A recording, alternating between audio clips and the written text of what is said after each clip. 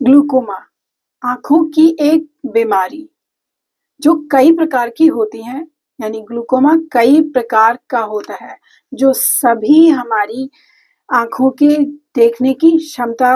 जो होती है, उसमें बहुत महत्वपूर्ण होता है कि हमारी आँखों की जो देखने की क्षमता है वो सही हो। तो अगर ग्लूकोमा डिज़ीज़ हो जाती है, आँखों की बीमारी, तो इसको हमें समझना है कि आज हमको ये समझना है कि हमें कैसे इस बीमारी को समझना है और इस बीमारी के बारे में लक्षण या पहचान या इसको कैसे ठीक करना है या इसमें क्या-क्या आप कर सकते हैं कि आप अपनी दिनचर्या में परेशान ना हो, आपकी जो देखने की क्षमता है वो बेहतर रहे और अच्छी रहे।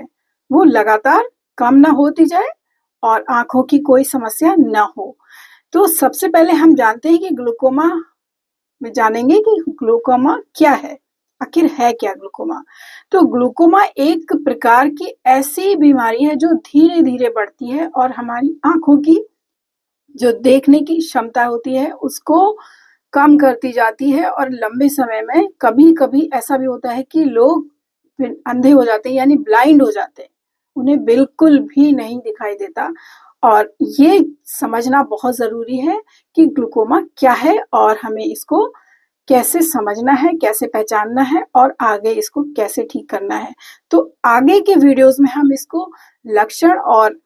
इसके जो सिम्पटम्स हैं, कौन से होते हैं, कैसे पहचानते हैं। पहले आपको जानना है कि ग्लूकोमा क्या करता है और हमें ये जानना है कि क्या है ग्लूकोमा, इसमें क्या हो जाता है। तो हमें जो भी है वीडियोज़ को पूरा देखिए वरना आपकी कोई भी सूचना या इन्फॉर्मेशन मिस हो जाएगी किसी भी वीडियो में, तो आपको पूरा फ़ायदा नहीं होगा। तो देखिए कि ग्लूकोमा क्या होता है। तो हमारी जो आँखें होती हैं उसमें जो नसें यानी नर्व्स होती हैं, आँखों के पीछे तक जो हमारे ऑब्जेक्ट जो हम देखते हैं उसके जो सिग्नल होते हैं उसको पीछे ब्रेन तक ले जाती है और हमें देखने को मिलता है कि हाँ, जो भी हम देख रहे हैं वो हम देख पाते हैं। तो किसी भी कारण से अगर आँखों में जो नसें हैं या नर्व्स हैं जो कि हमारे आईज़ के जो पीछे रेटिना का एक पर्दा होता है जिसपे कि इमेज बनती है, वो जब ब्रेन तक सिग्नल ठीक से पहुँचाती है, तब हम देख पाते हैं। तो किसी भी कारण से अगर जो ऑप्टिक न्यूरोपैथी यानी जो नसें होती हैं, किसी भी तरह से वो खराब हो जाती हैं, डैमेज हो जाती हैं, तो उसमें क्या होता है कि आपको देखने की समस्या आने लगती है, धीरे-धीरे आँखों से कम दिखने लगता है। ये कई कारण हो सकते हैं कि आपको जो आँखों का जो सबसे अंदर का जो पर्दा होता है, जहाँ इमेज बनती है, रेटिना बोलते हैं, उसमें जो गैंग्लियन या टिश्यू सेल्स होते हैं या जो नर्व्स होती हैं, उसमें कोई डैमेज हो जाए, जिसके कारण कई हो सकते हैं और जो न्यूरोपैथी यानी एक तरह से नसों की खराबी होती है, तो जो विजुअल फील्ड डिफेक्ट है,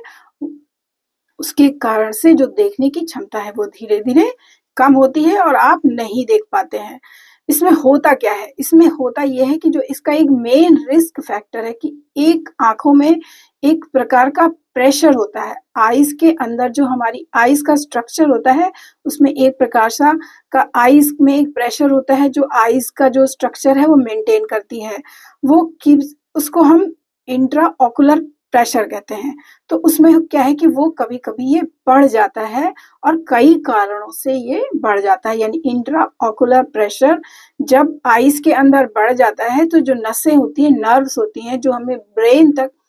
देखने का सिग्नल ले जाती हैं और हमें देखने की क्षमता हमारी होती है जिससे हम देख पाते हैं, वो उसमें खराबी हो सकती है। जिसका ट्रीटमेंट में जो हमारा एम है यानी एम क्या होता है इस बीमारी में हमें क्या करना होता है कि जो बीमारी है वो अ, चाहे दवाइयों से या कभी-कभी सर्जरी से भी ठीक करनी पड़ती है, जो कि बहुत दिक्कत होती है, समस्या हो जाती है। तो ध्यान देना है कि आखिर ये है क्या? तो हमें जो इसका डैमेज है यानी जो नसों का डैमेज है, वो ठीक करना होता है कि जो अंदर जो आँखों के अंदर का प्रेशर है, इंट्राओकुलर प्रेशर वो किसी भी कारण से बढ़े ना और आँखों में सर्जरी की ज़रूरत ना पड़े। वो शुरू में अगर आप जल्दी ध्यान देते हैं तो दवाइयों से भी ठीक हो सकती है और इसका जो कारण है, अगर कारण समझे तो कारण में कुछ ऑटो इम्यून डिजीज यानी कुछ कारण हो सकते हैं कि जो पेशेंट होता है उसके अंदर जो इम्यूनिटी बहुत कम होती है, तो हो सकता है जो आंखों के अंदर एक चैम्बर होता है, आगे का आंखों का एक स्ट्रक्चर होता है एंटीरियर चैम्बर, उसमें जो फ्लूइड होता है वो उसका प्रेशर बढ़ने लगता है और उसमें एक स्ट्रक्चर होता है आगे एंगल ऑफ एंटीरियर चैम्बर, यानी आंखों में एक स्ट्रक्चर होता है, उसका कोई डिफेक्ट हो या कोई एबनॉर्मेलिटी हो स्ट्रक्चर में, जो किसी भी कारण से, कभी कभी जन्म से भी होता है, जो कि आगे के वीडियोस में हम बताएंगे कि कुछ ग्लूकोमा जन्म से भी होता है और उन्हें कैसे ठीक करना है वो हम आगे के वीडियोस में बताएंगे। तो इसमें होता है क्या है कि कभी कभी जो एंगल ऑफ एंटीरियर चैम्बर आंखों का एक स्ट्रक्चर होता है उसमें कोई एबनॉर्मेलिटी हो जाए या उसमें कोई हार्डनिंग हो जाए या उसमें नसों में कोई कड़ापन हो जाए या कुछ उसके टिश्यूज में खराबी आ जाए, तो जो आंखों के अंदर जो ड्रेन होता है यानी कुछ फ्लूइड होता है वो बढ़ जाता है। तो आंखों के अंदर का जो फ्लूइड होता है वो कई कारणों से बढ़ जाता है, जो हमारे अंदर कई प्रकार की वेन्स यानी जो आर्टरीज होती हैं, वेन्स होती हैं, उसमें भी एक जो फ्लो होता है ब्लड का, उसमें भी कई न्यूट्रिशनल जो हमारी जरूरत वाले एलिमेंट्स होते हैं जो कि हमें आंखों तक न्यूट्रिशन पहुंचाते हैं, उसके कारण भी एक तरह का जो डिफ्यूजन से एक तरह का जो उसका प्रेशर मेंटेन होता है आंखों के अंदर वो उससे ज्यादा हो जाता है, सिक्रीशन जो होता है आंखों के अंदर बढ़ जाता है और वो प्रेशर की तरह फ्लूइड का अमाउंट बढ़ने लगता है, जो कि आंखों के साइज को भी कभी कभी बड़ा कर देता है और आंखों में जो नसें हैं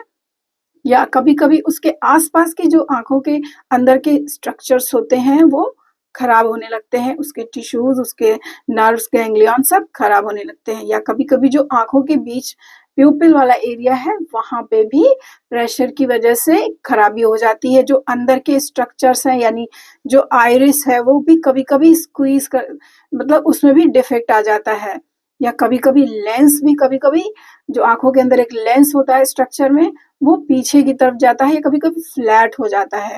तो दो कारण मेन है कि या तो उसमें कोई मैकेनिकल कॉज हो या वैस्कुलर कॉज हो। मैकेनिकल मतलब कि जो नसों में कोई स्ट्रक्चर में आ रहा है, डिफेक्ट आ रहा हो, या वैस्कुलर यानी जो ब्लड फ्लो हो रहा है उसमें से जो न्यूट्रिशन के लिए फ्लूइड आ रहा है डिफ्यूज होके किसी भी जो प्रोसेस से होता है